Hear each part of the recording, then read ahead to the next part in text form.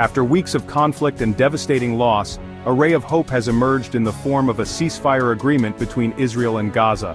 The ceasefire, scheduled to come into effect on Sunday, January 19, 2025, signals a potential end to the violence that has gripped the region. This fragile truce offers a chance for both sides to step back from the brink and work towards a more peaceful future. The announcement of the ceasefire was met with cautious optimism by the international community, eager to see an end to the bloodshed. Israeli Prime Minister Benjamin Netanyahu's office confirmed the agreement, stating that it includes a deal for the release of hostages currently held in Gaza.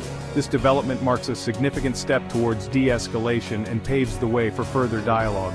The road to peace is rarely straightforward, and this ceasefire is no exception. Challenges and obstacles remain, and the situation remains fluid. However, the agreement represents a vital first step towards a more sustainable peace in the region. Even as the ceasefire promises a glimmer of hope, the harsh realities of the conflict continue to cast a long shadow. Despite the announcement, violence has persisted, resulting in further tragic loss of life.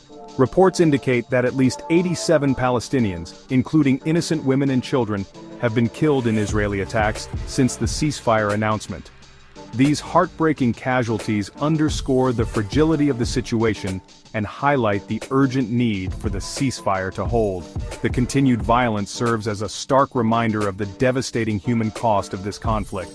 Every life lost represents a tragedy, and the international community must demand an end to the bloodshed. The news of these casualties casts a somber tone over the ceasefire agreement. While the agreement represents a step towards peace, the path forward remains fraught with challenges. The international community must remain vigilant in monitoring the situation and holding both sides accountable for upholding the terms of the ceasefire. The fate of the ceasefire now rests in the hands of the Israeli cabinet, which is scheduled to convene on Sunday to formally approve the deal. The cabinet meeting represents a crucial juncture, as its decision will determine whether the ceasefire will come into effect as planned.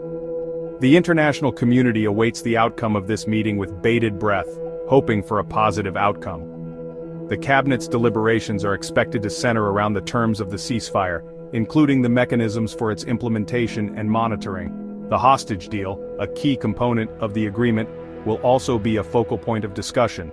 The cabinet's decision will have far-reaching implications, not only for Israel and Gaza, but for the entire region. The world watches as the Israeli cabinet convenes, understanding the weight of the decision before them. The approval of the ceasefire offers a chance for peace, a chance to break the cycle of violence that has plagued the region for far too long.